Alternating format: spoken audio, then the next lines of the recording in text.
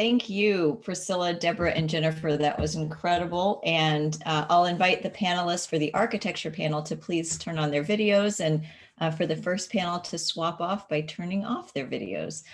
So that panel was really important in setting the stage for the next panel, because without understanding these deeper cultural trends, issues, events, beliefs, we can't really understand the manifestation of that in architecture. And I just jotted down a few of the sites that came up in the last hour. So a few of them. The sites, the body as a site, property rights in whole bodies and in parts of bodies, blood being used as an example. The auction block for enslaved persons, the sites where lynchings occurred, specific facilities like the theater, which was identified as a healing place, and healthcare facilities, which interestingly were not. Migration paths, war zones. So all of these, again, are sites and are places. And so our conversation now turns to, again, the built form, the human created sites where some of these events have taken place, and maybe some of the healing that we are hoping for can occur. So with that, I'm going to introduce our panel. So first up on my list, alphabetically, Sarah Zenaida Gould. She is the interim director of the Mexican American Civil Rights Institute. She is based in San Antonio, but she co-chairs the National Board of Latinos in Heritage Conservation, where I have the pleasure of serving with her, and that's been a source of great joy for me. She also serves on the Council of the American Association of State and Local History. She has a PhD in American culture from the University of Michigan. So welcome, Sarah, and I hope that you have power back on in San Antonio, because I know that things have not been going so well there. Welcome. Next, you'll hear from Monica Rhodes as well in this panel. She is a director of resource management for the National Park Foundation. She was the founding director for the hands-on preservation experience or HOPE. And so the HOPE crew, that was a program, is a program of the National Trust for Historic Preservation. She has an MSc in Historic Preservation from Penn, where she currently serves as the partnerships director for the Center of, let me just make sure I get it right, it's in my notes, Center for the Preservation of Civil Rights Sites. So welcome, Monica, and you may be, I don't know where you're beaming in from today. Where are you beaming in from? I'm based in Baltimore. You're in Baltimore today. Okay, great. Well, welcome. And then finally, we have Caroline Randall Williams. Caroline is an essayist, chef, activist, poet. Her book, Soul Food Love, honors the culinary and cultural heritage of her family. She's currently a writer in residence at Vanderbilt University. She also wrote a piece that you might have seen in the New York Times entitled, "You Want a Confederate Monument? My Body is a Confederate Monument." Caroline holds an MFA in poetry from the University of Mississippi, and we are so glad to hear from her today. And Caroline, just really quickly, where are you beaming in from? I am beaming in from Nashville, Tennessee. Okay, all right. So that's great. So first question here, and I'm going to try to direct this in a kind of methodical way, but I think, you know, as Michelle did with the last panel, I'd love to have this be a conversation. So all of you have worked at different scales of places. And I hope that at least with our first round of conversation, we can establish the scale at which you've worked. I'm going to start with Monica. So Monica, you've worked on space at a national scale. I'm thinking about maybe using at the outset of our discussion, the civil rights site as a common thread. So what do these sites tell? Whose story do these sites tell?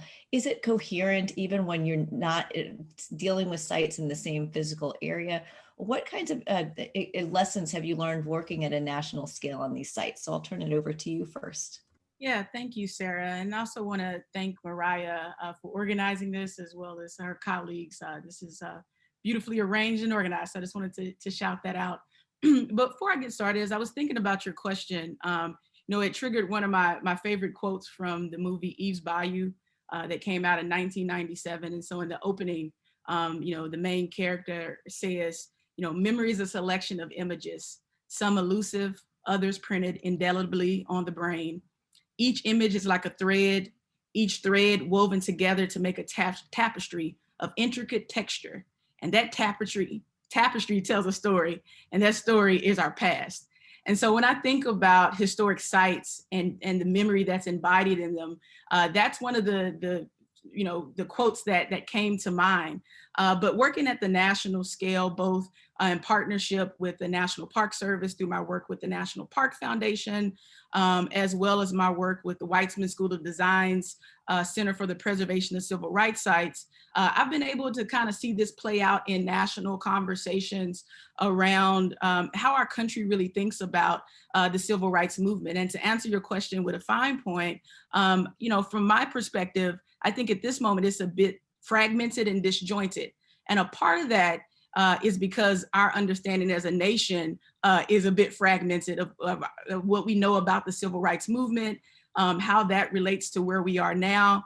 The conversations are just not where they need to be. And if we think about preservation being the physical manifestation of our historical truths and our narratives, well, it kind of goes without saying that the preservation movement would be behind that, because our nation is still grappling with what that movement really means and what it means in this current moment. So that piece is something that I've seen kind of, not be as cohesive as it probably could be. And then I'll take another example of, even in the Park Service and at the city scale, I mean, we have historic sites that are in the same cities telling the civil rights story that are not even talking together to each other. And so that disjointedness also plays out in, conversations around preservation and the really lack of nuanced understanding of the complexities of that movement. So that's what I've seen coming from the national perspective on how our civil rights movement is currently being interpreted and understood by a general audience. Great, thank you so much for that that background and those thoughtful words. I love that response. I wanted to turn to Sarah and maybe talk about the scale of neighborhoods or even a whole city. So you're based in San Antonio. I'd love to have you speak briefly about your current work and about how you see the relationship of the built environment to culture in San Antonio, just as an example site for us to consider. Yeah. Go ahead. Thank you. I'm happy to be here and happy to see Monica again. San Antonio is a city where history is just everywhere. This is one of the oldest cities in Texas, officially founded in 1718, but we're talking about land that had been continually inhabited for over 10,000 years. We have a plethora of freshwater aquifer-fed springs. So we had all this agua dulce, or drinkable water that attracted people for a very long time. And so the Spanish created a settlement here in 1718.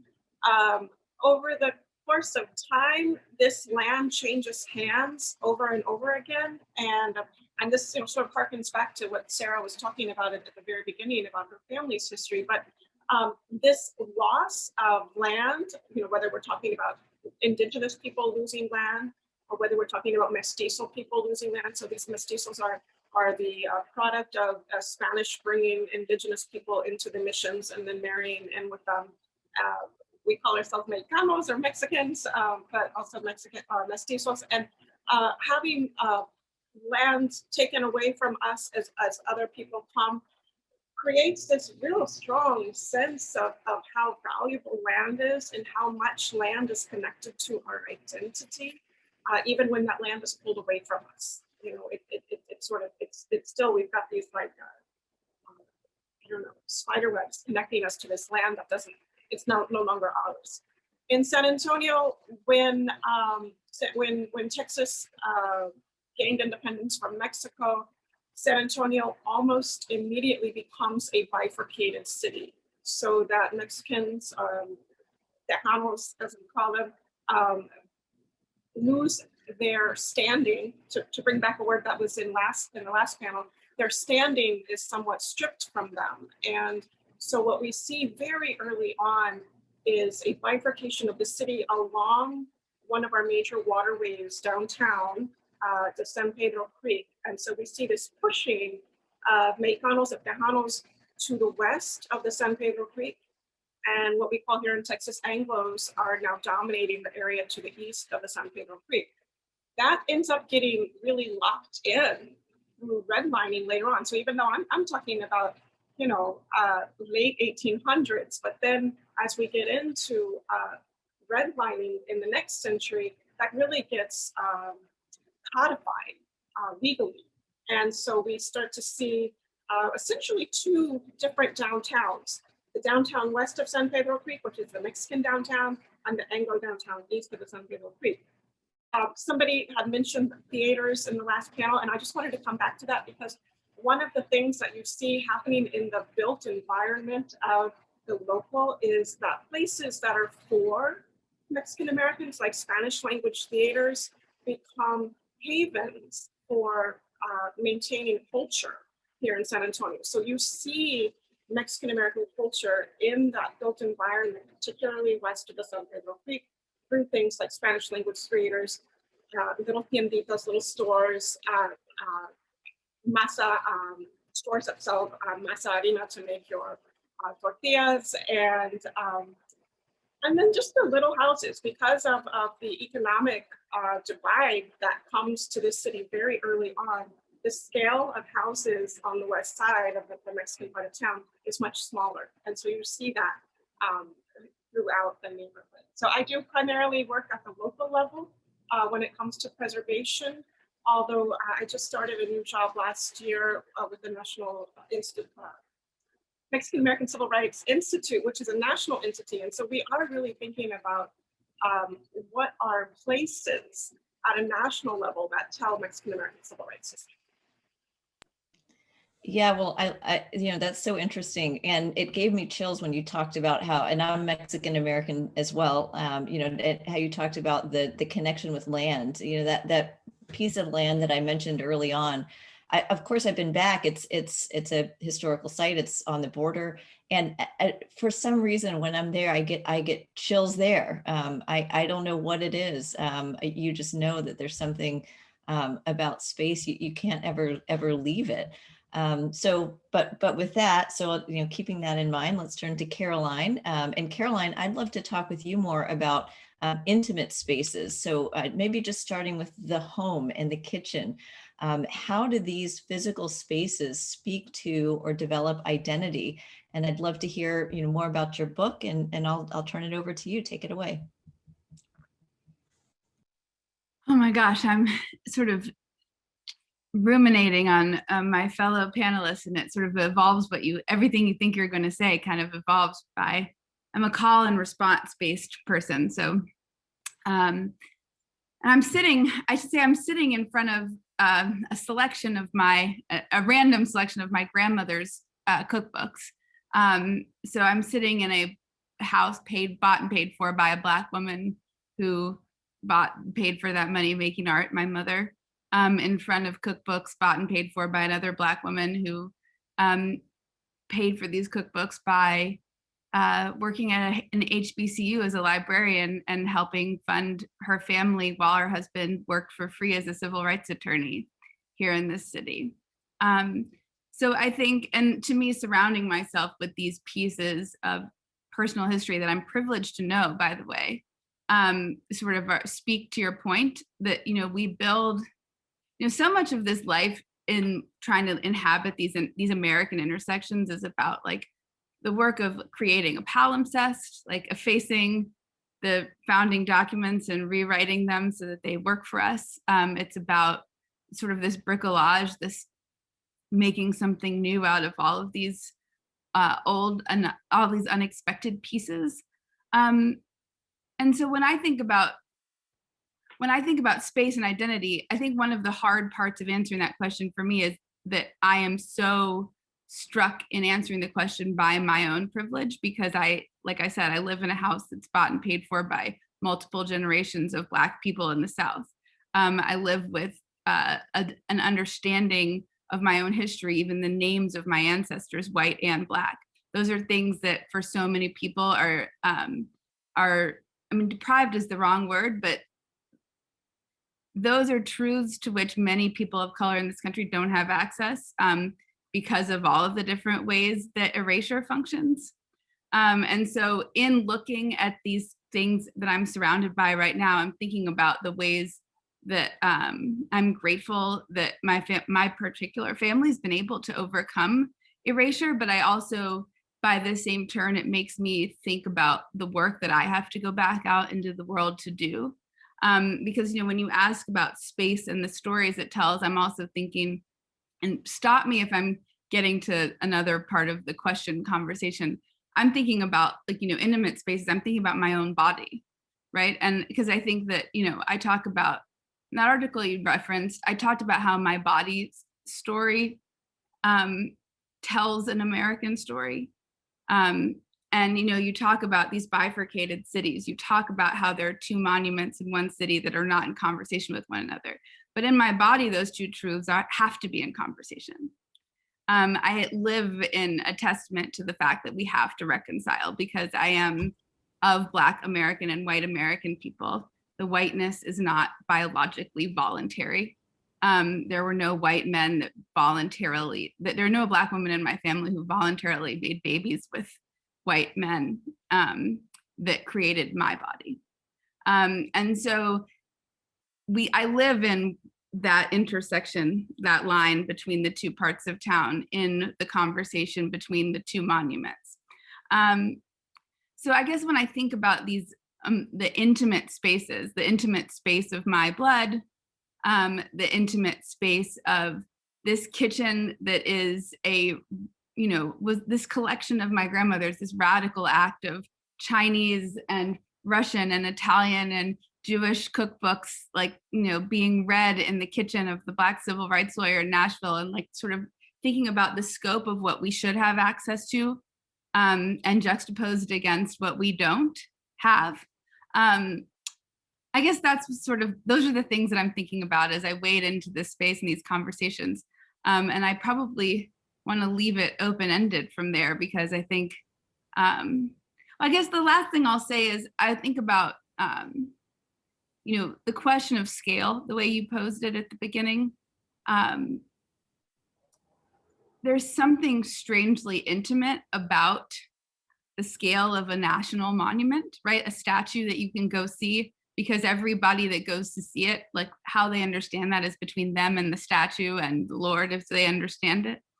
And so all of a sudden the statue becomes this like quiet, intimate thing that you're processing by yourself. And then I think that by the same turn, you think about, like, you know, the story of my body's blood demands that we have a universal conversation. And so it's like the intimate expands outward in this way, and then the sort of expansive becomes this very like personal exchange. And so I just think that it's, I don't know anything about Mobius loops, but to the degree that I understand them at all, I feel like there's some kind of folding in and circling back that's happening there when we put these things into conversation with one another, that I'm very excited about. Well, I mean, I think you touched on so many different areas, but you're helping us to transition between this question of scale, you know, national, urban, state, very hyper local, your home, your bookshelf. And I want to come back around, though. I'm not going to let you off the hook with this question related to food, because, you know, I know, thank you. I know that the issue of food, and it's something from what I understand you observed when living in the Delta.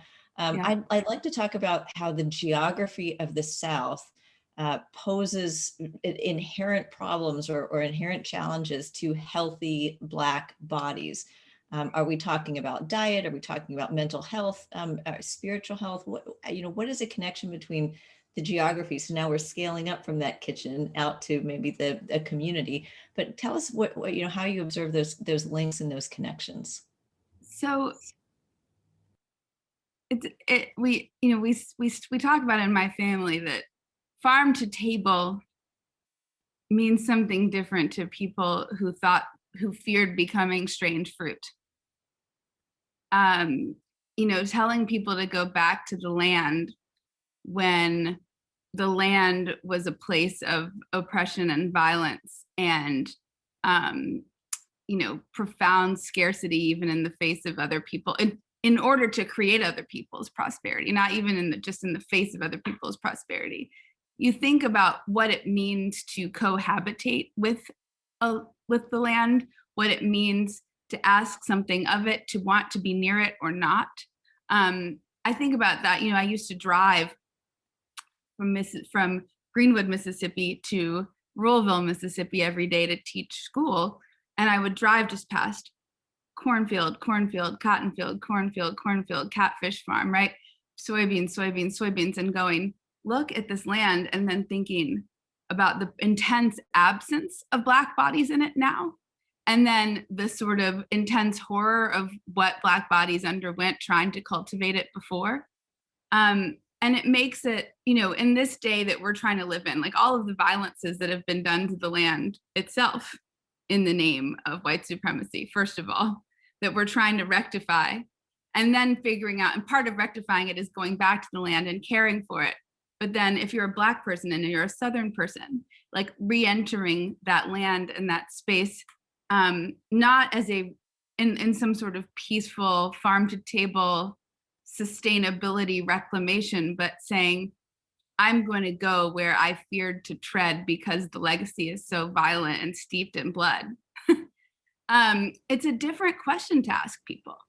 And so thinking about, the story that the land tells is such a matter of perspective, especially in this space. And I think, the way that and it's part of the interruption in the conversation about wellness in the Black community, right? Because you think, eat this leafy green. My students used to say, Miss Williams, we eat like a white girl. And I used to answer them, no, I eat like an old Black lady, because I was raised by my great grandmother who used to bake a sweet potato for lunch or roast a piece of fish, right? Pick greens out of her garden.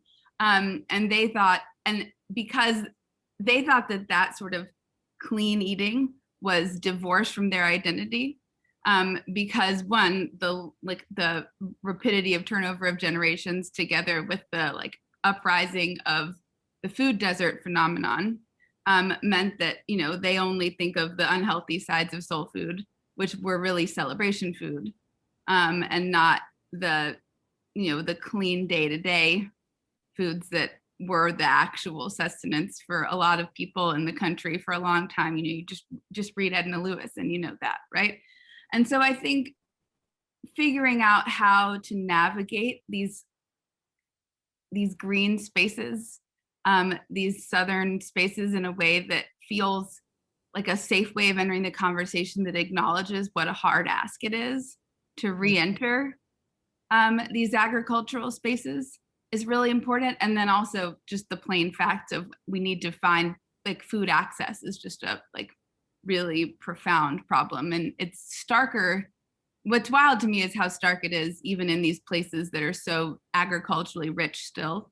You expect it in an urban area, but then to know that, the middle of the Mississippi Delta, some of the most fertile land in the country, is also a food desert because everything is just big agriculture going to cow feed and oils, and the best breakfast is at the gas station.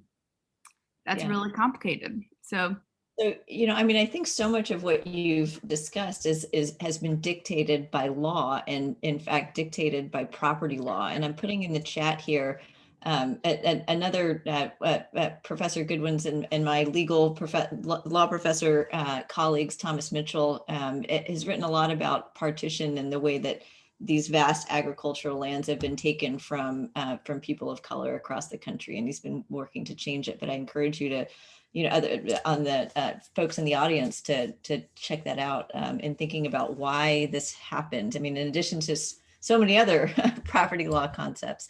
But I wanted to turn to Monica, also a Southerner, and just have you maybe react to some of Caroline's statements. And in addition to that, if it's not too much to ask, to help us to then pivot to another challenge that we've in the field that we both work in, a field of enduring whiteness, which is historic preservation.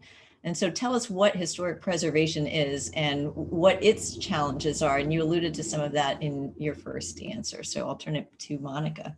Yeah, thanks, Sarah. Yeah, I want to first react to Caroline's beautiful statement about the intimate spaces. And I also think about some of the sacred spaces that preservation has. I mean, when we think about the fact that a lot of these sites are contested, the meaning changes over time, who experiences them changes on the time, how you experience them, the stories that are told.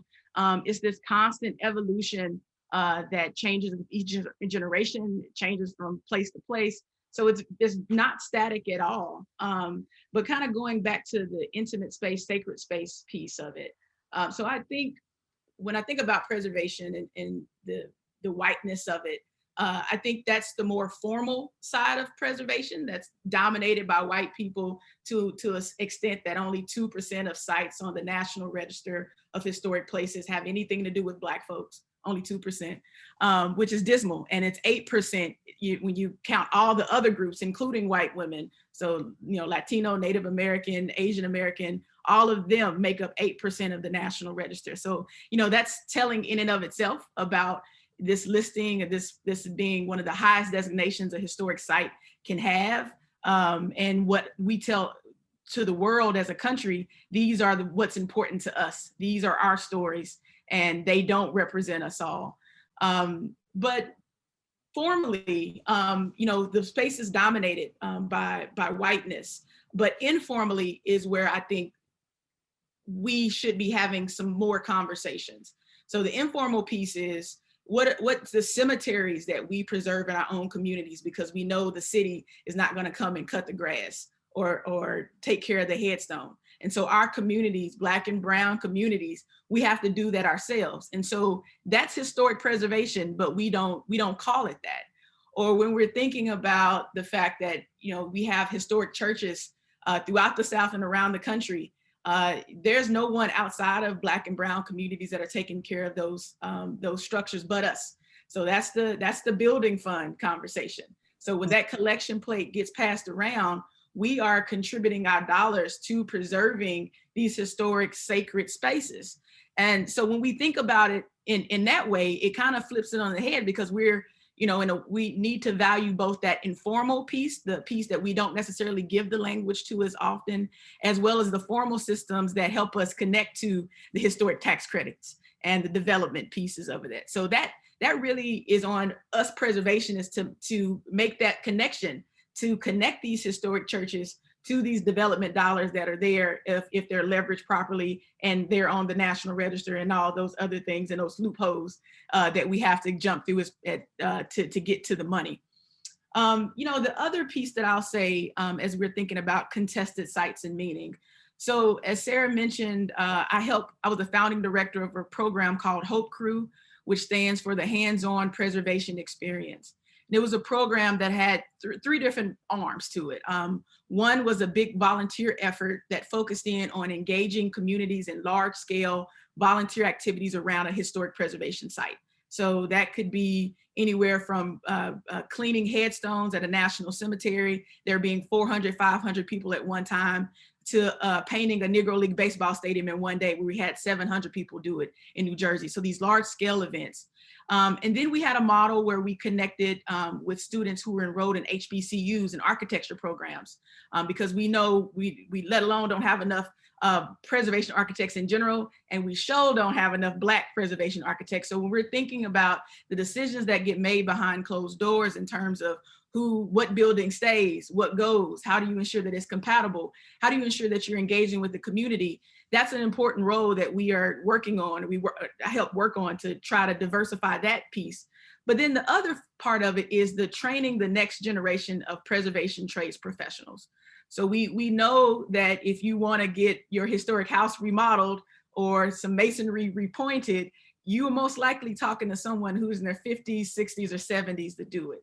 And so that program was designed to help fill the gap of and serve as a generational conversation between young folks and older people who are at the end of their career, who are ready to leave the workforce, but want to pass those skills on. And we also know that the preservation trades profession is dominated by non-Black, non-brown, white people. And so that program was designed to diversify that piece. But often when I was working around the country with young people, a conversation we would always have is, Monica, we are preserving a site that we couldn't enter into. Like, we were not allowed to go inside of this structure. Why are we preserving it? And kind of thinking about the fact that these sites have multiple meanings over time, one of my answers would be, this site was built by Black hands, or this site was built by brown hands. And so don't lose yourself for the history of trades professionals in this conversation just because at that time it wasn't available for people that look like you to enter it. There is a trades legacy here. There's a skill that was involved and that we don't see in the marketplace today, and we have to honor that by preserving that. And so that really pulled them in, because they then saw themselves as a part of this legacy of historic preservation that connection wouldn't have been made otherwise. If there was somebody else sitting across the table, it was like, let's just preserve it just to preserve it. And building a preservation ethic is never about preservation for preservation's sake. You really have to understand the why of it. You have to understand, in the same ways on the informal side, when that collection plate's passed around, we understand why we're doing it. We're just not taking up a collection to do it. And so for me, that's kind of what I work to combine the formal and the informal. And then the last piece I'll say is, because we don't understand in our nation histories that are not white, we don't have a full understanding of that.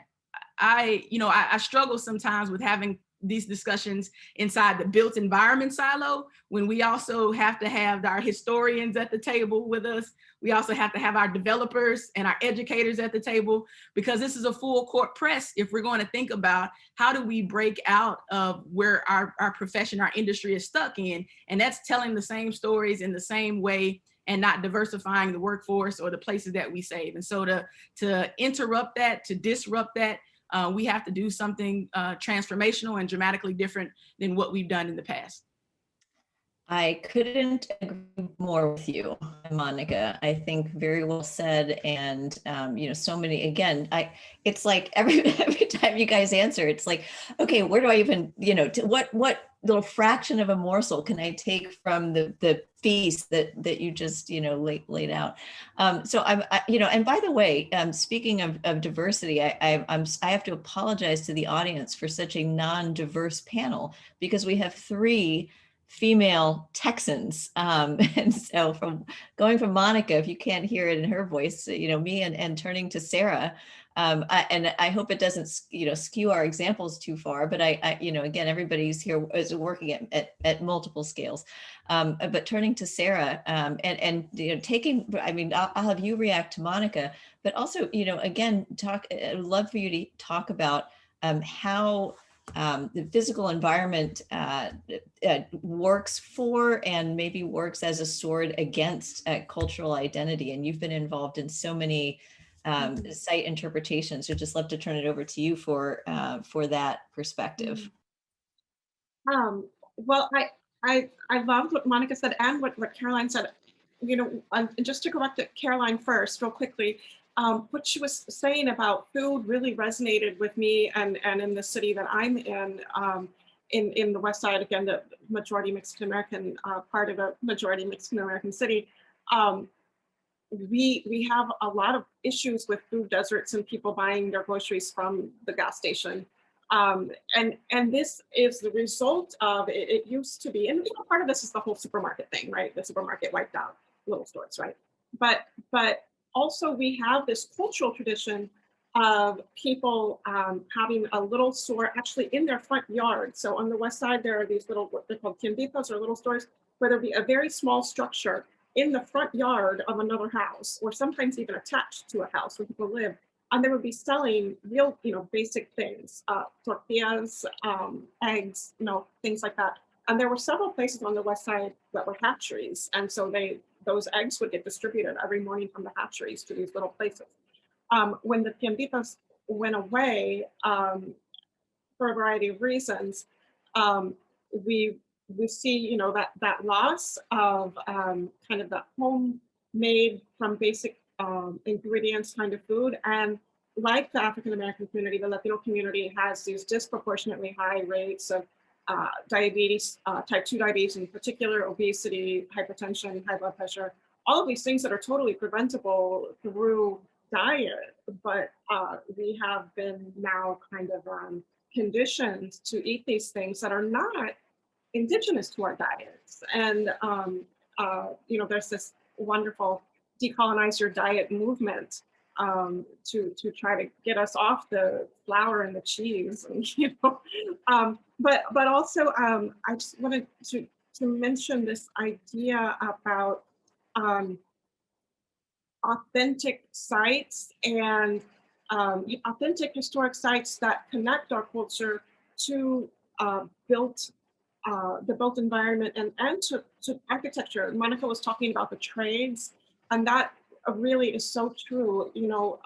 So many of these I was describing how the landscape is full of little houses.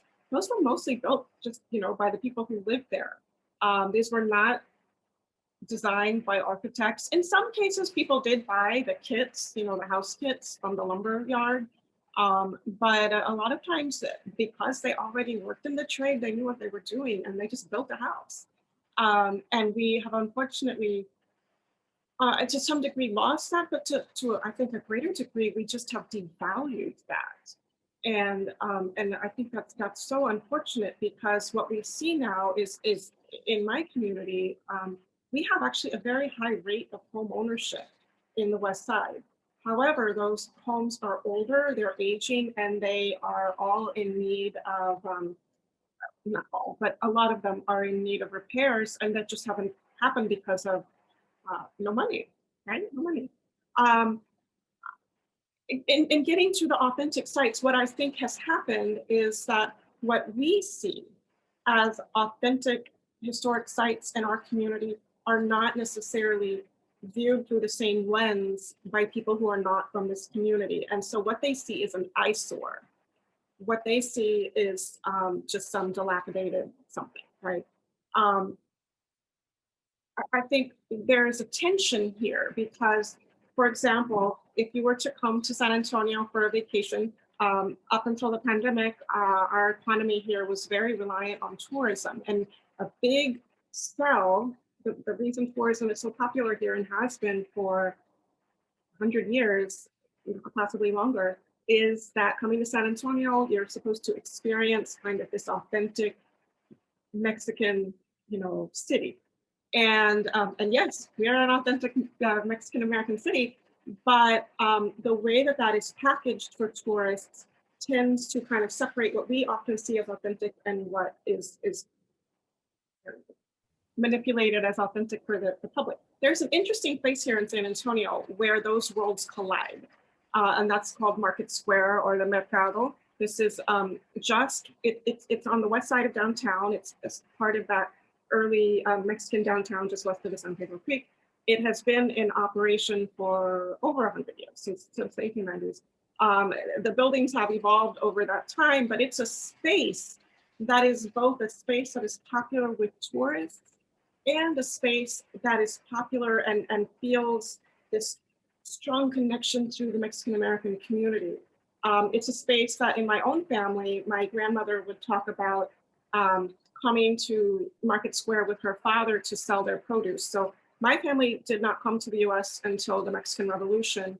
And when they got here, they ended up becoming migrant farm workers. So they were, picking the crops of other people's land, but they also managed to get a little plot of land that they were growing their own stuff on.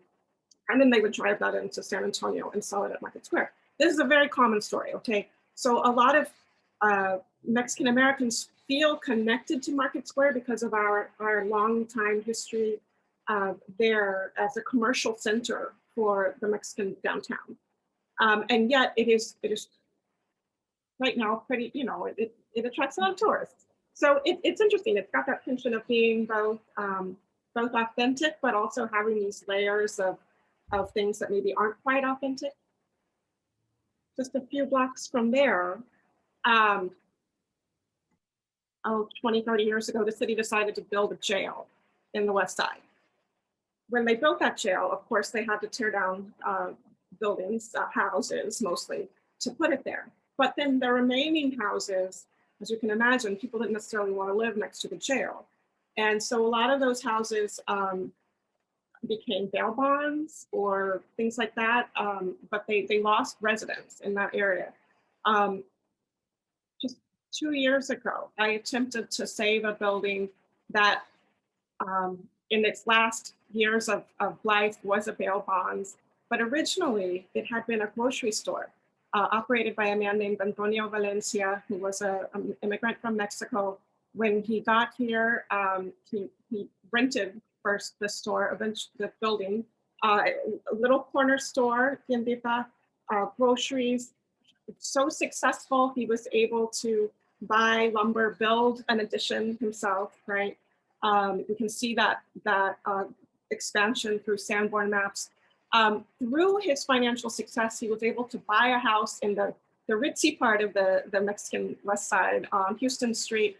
And he was also able to support a number of sports teams. So of course, everything was segregated.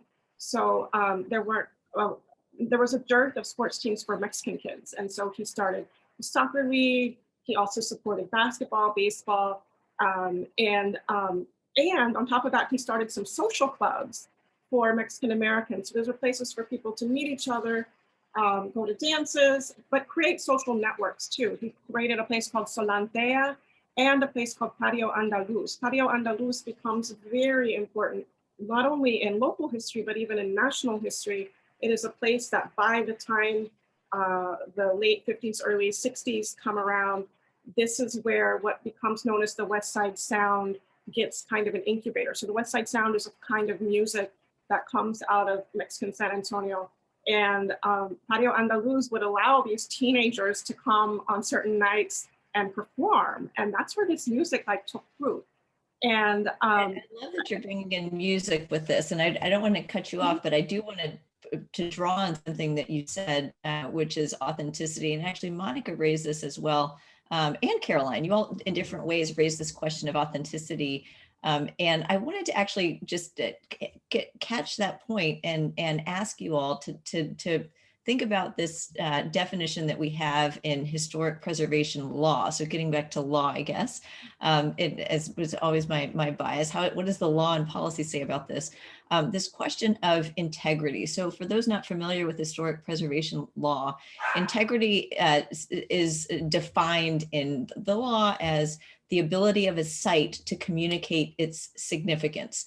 And in order to have this designation or this protection, the formal aspect of preservation, as Monica referred to it, you need to show both significance in history and integrity. So honing in on that topic, I just thought I would throw it out to see how you all have seen integrity play out and that standard, and maybe starting with Monica or Sarah, Sarah's mentioned it a little bit, maybe Monica, talking about this idea of integrity and how it restrains or constricts perhaps the ability of people to protect some sites that are associated with low-income people and people of color.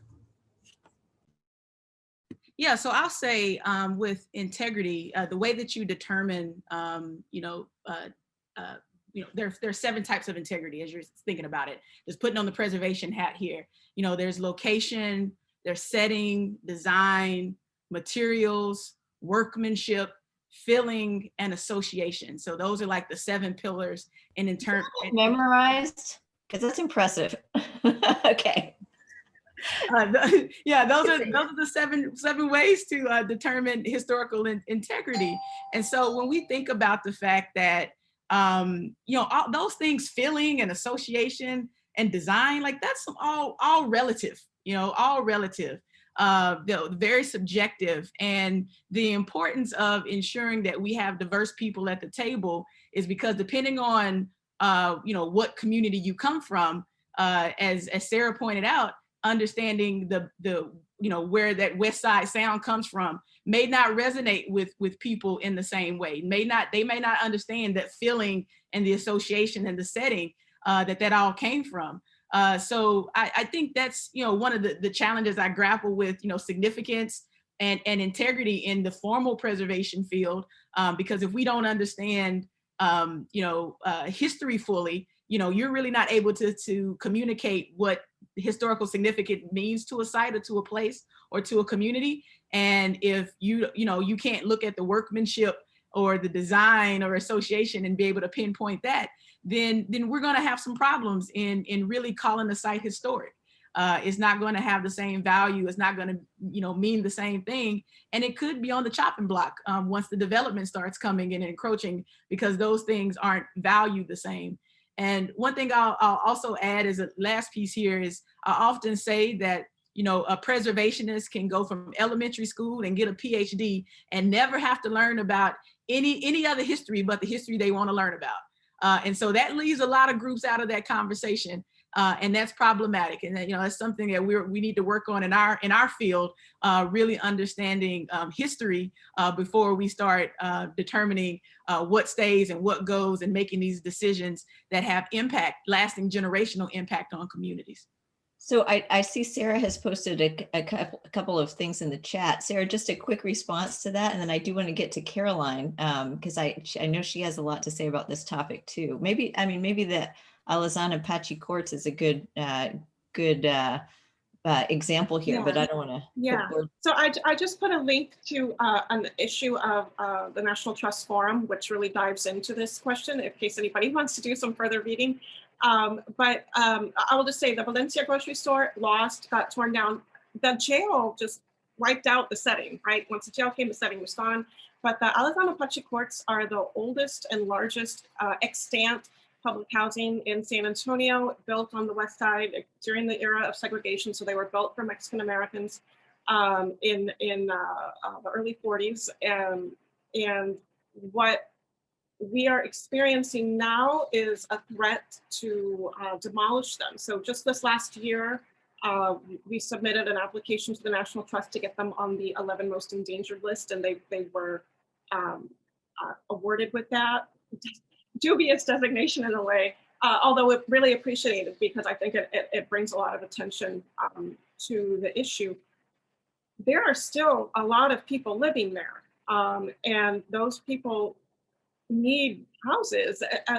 I mentioned that this is a sort of a tourist economy, which has just been devastated by the pandemic, but a lot of the working poor work downtown in the tourist industry, and this is very close to downtown, although sort of across the railroad tracks from downtown.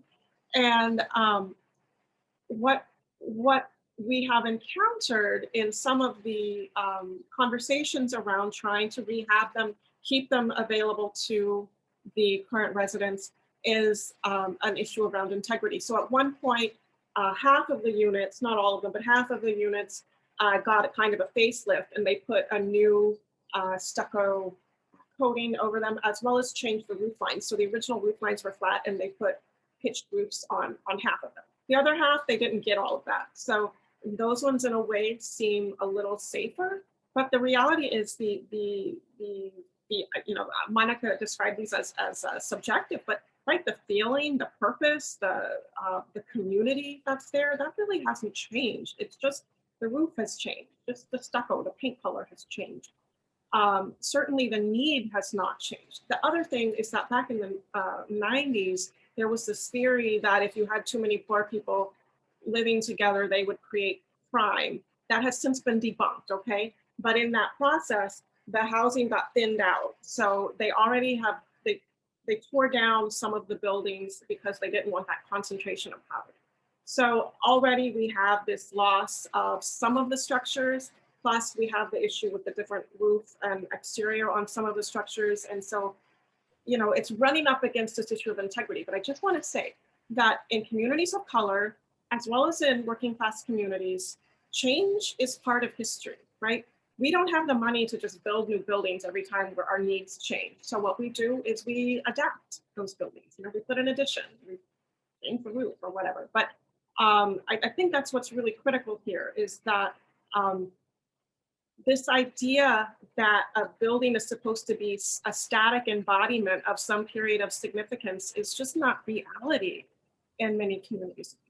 So with that, I want to turn to Caroline. I think, all of those, it's so much, but Caroline, how do these questions that Sarah has posed, that Monica has posed, spill over into our histories, ourselves, our bodies, as what we view as authentic? So go ahead and take it away. Oh my gosh, I'm going to try and answer that, but I've just got to speak back to the call in response to the, I wrote down, as you said it, the definition of integrity is the ability of a site to communicate its significance. And I'm a poet first. And so to me, like when I hear that language, I think to myself, that definition is privileged because communicate it to whom? It's centered around this notion of it's catering to the audience with no obligation of the audience to speak the language of the building, right? Because it's like, if my obligation is to communicate to you my truth, part of what the understanding of our exchange, I would say, well, do you speak my language? Like, what do I have to do? Who has to do what in order for us to come to some understanding about this effective communication that we're doing? It's like, can you read my body's story? Can you understand my Blackness relative to my genetic whiteness? Can you understand my fear of the land relative to the history of lynching, right? Like these are all, they are matters of perspective. And the question of communication is predicated on like a consensual reality about what language we're speaking in, first of all. So if you're saying, well, it's not communicating its significance, it might not be. Maybe it's been reconstructed too many times to be attached to the original thing, because that can happen even in neighborhoods of great structural and integrity and changing, interesting. There are some houses that just need to go. Or maybe it's that you, when you're asking, are you communicating your significance? You're coming into this space not speaking the language and then asking somebody to communicate to you, asking a building to communicate with you. So that's my first thought. And then my second thought was going back to what Monica was saying about like situating yourself in these spaces of preservation in these buildings that aren't ours or that weren't built for us, but that we built. And I think that obviously I want to mitigate erasure by putting us in that space in that real time. But I think also, to me, part of preserving this stuff is to point so that they can't hide from what they did. And I think we have to leave it, we have to have it up so that we can show where we weren't and show our presence now as a radical shift. And I think that that's a really critical part of it too, because the monuments, it's no different for a building or a statue than it is for the Constitution or the Declaration of Independence, where we weren't either, right? But where we, exercise our rights to suffrage and demand access to these things now.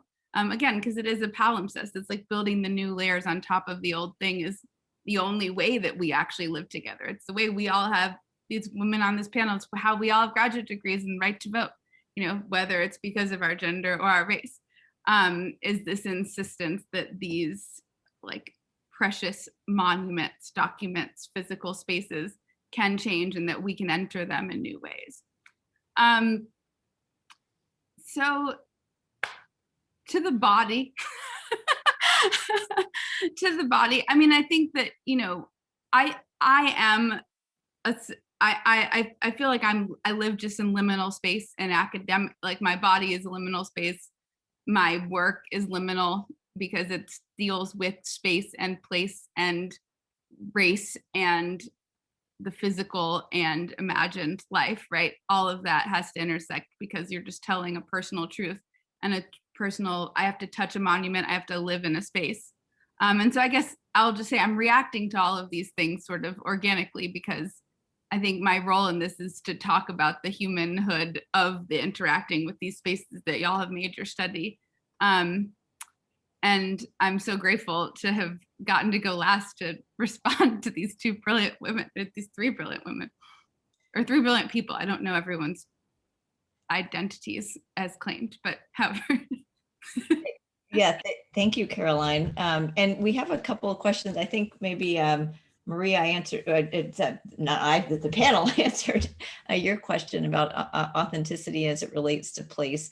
But just in our last 1 minute, because I think we really just have 1 minute left, maybe we're getting to the biggest question of all. And I think when I sent you some sample questions, I said, I think this is going to take a full hour, and it really did. We have, another great question if somebody wants to answer in the chat about Louisiana Bayou and the Vietnamese population there. Again, another really interesting question. But just last question, and it may be too big, but maybe I'll try to ask you to answer it in a minute, which is, as your closing thoughts about this healing. So we've talked so much about the ways that it challenges, the scales, the ways that we think about integrity and authenticity, and health, race, identity. Are you hopeful about places that, are you hopeful about our creating places of healing? And I'll give you 20 seconds each, maybe if you can try to answer really quickly, and then we'll go just as a concluding thought. So maybe Monica, I'll have you go first, and then Sarah, then Caroline. All right. Yeah, so I'm hopeful and inspired. So I'm seeing a lot of, philanthropic energy around telling these more challenging stories and preserving these places, thinking about what Mellon Foundation is doing, what Ford Foundation has committed to, even the National Trust with their African American Culture Heritage Action Fund, the National Park Foundation's Latino Heritage Fund, and Women in Parks, and the African American Experience Funds. There's a lot of energy around that. And so knowing the money that it takes to make these things happen, I am very pleased to see that there are institutions that are stepping up in new ways, because I often say that what we preserve today says more about who we are as a nation and who we are now than anything else that we can leave behind. What buildings and structures are we leaving? So I'll say that, and the philanthropic community is headed that way. Sarah, go ahead. I agree with Monica. I'm hopeful. I'm excited to see these various initiatives. I think that locally, what I'm really interested in and invested in is thinking about how to recover historic sites that are invisible, even to our own communities, because that history is so often just, it's not always remembered, or it gets overtaken by other things. So that's what I'm sort of looking at, is how are we recovering these places in order to make those healing spaces. And Caroline, last word.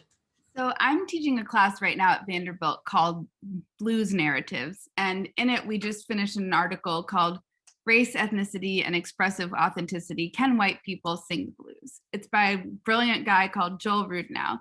And in it, he defines authenticity as an appropriate relationship to the source material.